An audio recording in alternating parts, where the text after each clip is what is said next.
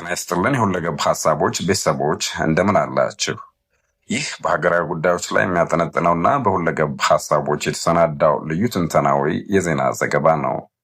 በዚህ ዘገባ በሰሜኑ የሀገራችን ክፍል ያለው ወቅታዊ ውጥረት፣ የብሔራዊ ምርጫ ቦርድና የፌዴሬሽን ምክር ቤት ውሳኔዎች፣ የፖለቲካ ፓርቲዎች ፍጥጫና የማህበራዊ ቀውሶች ላይ ዝርዝር ትንተና እናቀርባለን። የመጀመሪያው ክፍል የምርጫ ክልሎች ውዝግብና የፌዴሬሽን ምክር ቤት ደብዳቤ። የኢትዮጵያ ፖለቲካ ማዕከል በሆነው የወሰንና የማንነት ጥያቄ ላይ አዲስና እጅግ አነጋጋሪ የሆነ ምዕራፍ ተከፍቷል። ፌዴሬሽን ምክር ቤት ለኢትዮጵያ ብሔራዊ ምርጫ ቦርድ በጻፈው ደብዳቤ በአማራና በትግራይ ክልል መካከል አወዛጋቢ በሆኑ አካባቢዎች ላይ የሚካሄደውን ምርጫ በተመለከተ የሰጠው ውሳኔ የሀገሪቱን የሕግና የፖለቲካ ምህዳር እያነጋገረ ይገኛል። ምክር ቤቱ በደብዳቤው ላይ እንደጠቀሰው ሰባተኛውን ጠቅላላ ምርጫ ለማካሄድ የምርጫ ምዝገባ በሚጀመርበት ወቅት በሁለቱ ክልሎች መካከል አወዛጋቢ ሆነው የቆዩት እንደ ወልቃይት፣ ጠገዴ፣ ሁመራ፣ ራያና ቆቦ እንዲሁም ጠለምት ያሉ አካባቢዎች በልዩ ሁኔታ እንዲታዩ አዘዋል። ውሳኔው እነዚህ አካባቢዎች በትግራይ ክልል ስር ሳይሆኑ በቀጥታ በፌዴራል መንግስቱ ቁጥጥር ስር ሆነው ለህዝብ ተወካዮች ምክር ቤት ምርጫ እንዲያካሂዱ የሚያዝ ነው። ይህ ውሳኔ በህግ ባለሙያዎች ዘንድ ታሪካዊ ተብሎ ሲጠቀስ፣ በሌላ በኩል ደግሞ ህገ መንግስታዊ መዋቅርን የጣሰ በሚል ተቃውሞ እየቀረበበት ነው። የምክር ቤቱ መከራከሪያ አካባቢዎቹ በጦርነትና በፖለቲካዊ አለመረጋጋት ውስጥ በመሆናቸውና የማንነት ጥያቄያቸው ገና እልባት ያላገኘ በመሆኑ ምርጫው በነባሩ መዋቅር ቢቀጥል ግጭትን ሊቀሰቅስ ይቻላል የሚል ነው። ወደ ሁለተኛው ስንመጣ የትግራይ ጊዜያዊ አስተዳደርና የፖለቲካ ፓርቲዎች ቁጣ። ይህንን የፌዴሬሽን ምክር ቤት ውሳኔ ተከትሎ ከትግራይ ክልል በኩል የከረረ ተቃውሞ መጥቷል።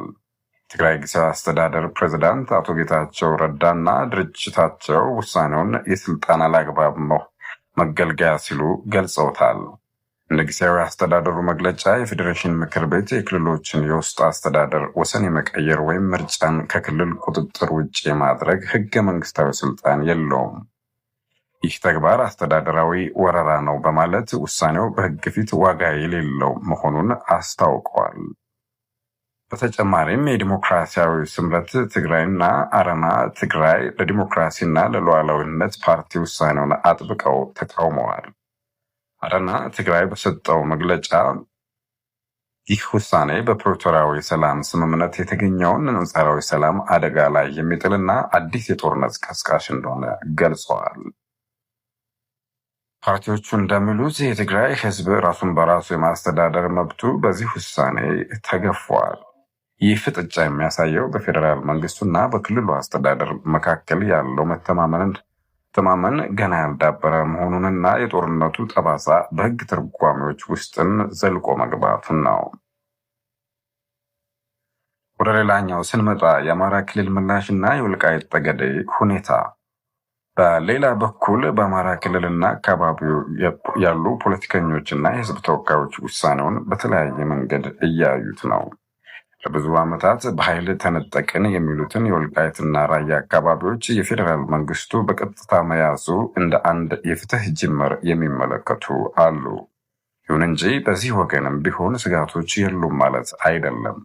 አካባቢዎቹ በፌዴራል ስር መሆናቸው ወደፊት ወደ ትግራይ ሊመለሱ ይችላሉ የሚል ስጋት በህዝቡ ዘንድ ይስተዋላል። የአማራ ክልል የፖለቲካ አክቲቪስቶች እንደሚሉት አካባቢዎቹ ከምርጫ በፊት በህግ ደረጃ ወደ ነባር ማንነታቸው መመለስ ነበረባቸው። በአካባቢው ያለው የፋኖ ታጣቂዎችና የፌዴራል መንግስት ግጭት ደግሞ ጉዳዩን ይበልጥ ውስብስብ ያደርገዋል። የምርጫ ቦርድ በእነዚህ ውጥረት ባለባቸው አካባቢዎች እንዴት ምርጫ ሊያስፈጽም ይችላል የሚለው ጥያቄ የብዙዎች ሀሳብ ሆኗል። ወደ ቀጣዩ መረጃ ስንመጣ የማህበራዊ ቀውስ ትንተና፣ የመምህራን ስደትና ስራ ማቆም። ሀገሪቱ በፖለቲካ ውጥረት ውስጥ ባለችበት በዚህ ወቅት የማህበራዊ አገልግሎት ዘርፉ ክፉኛ እየተመታ ይገኛል። በአማራ ክልል ሰሜን ወሎ፣ ደቡብ ወሎ እና የኦሮሞ ብሔረሰብ ዞኖች ውስጥ የሚገኙ ከ1000 በላይ መምህራን ስራቸውን ለቀው ወደ አረብ ሀገራት እና ወደ ሌሎች ከተሞች መሰደዳቸው ተሰምቷል። ይህ ስደት የተከሰተው በሁለት ዋና ዋና ምክንያቶች እንደሆነ ጥናቶች ያመለክታሉ። አንደኛው የጸጥታ ችግር፣ በክልሉ ያለው ቀጣይነት ያለው ግጭት መምህራን በሰላም የመማር ማስተማር ስራቸውን እንዳያከናውኑ አግዷቸዋል። ሌላኛው የኑሮ ውድነት ነው። የመምህራን ደሞዝ ከወቅታዊ የገበያ ግሽበት ጋር ሊመጣጠም ባለመቻሉ መምህራን ቤተሰቦቻቸውን መመገብ ተስኗቸዋል። ይህ ሁኔታ የሀገሪቱን የትምህርት ጥራትና የተተኪ ትውልድ ግንባታ አደጋ ላይ የሚጥል ነው ተብሏል። መምህር የህብረተሰብ ግንባታ ምሰሶ ሆኖ ሳለ ዛሬ ግን ኑሮውን ለማሸነፍ በህገወጥ መንገድ ባህርና በረሃ አቋርጦ እንዲሰደድ መገደዱ የሀገሪቱን ምጣኔ ሀብታዊ ውድቀት ቁልጭ አድርጎ የሚያሳይ ነው። ቀጣዩ የፖለቲካ ትብብርና የኢትዮጵያን እንናድ ጥሪ ባለፉት ጥቂት ቀናት ውስጥ የተለያዩ የፖለቲካ አመለካከት ያላቸው ግለሰቦች አቶ ጃዋር መሐመድ፣ አቶ አንዳርጋቸው ጽጌ፣ አቶ ልደቱ አያሌውና ኢንጂነር ይልቃል ጌትነትን ጨምሮ በሀገራዊ ጉዳይ ላይ በጋራ የሰጡት መግለጫ አዲስ ተስፋን ጭሯል ተብሏል። እነዚህ ፖለቲከኞች እንደሚሉት እንደ ኢትዮጵያ በአሁኑ ወቅት ከመፍረስ አደጋ ፊት ለፊት ቆማለች። የብሔር ፖለቲካው ጫፍ መርገጥ፣ የኢኮኖሚው መንኮታኮትና የመንግስት መዋቅር መዳከም ሀገሪቱን ወደማይመለስ ጥፋት እንዳይወስዳት በጋራ መስራት እንደሚገባ አሳስበዋል።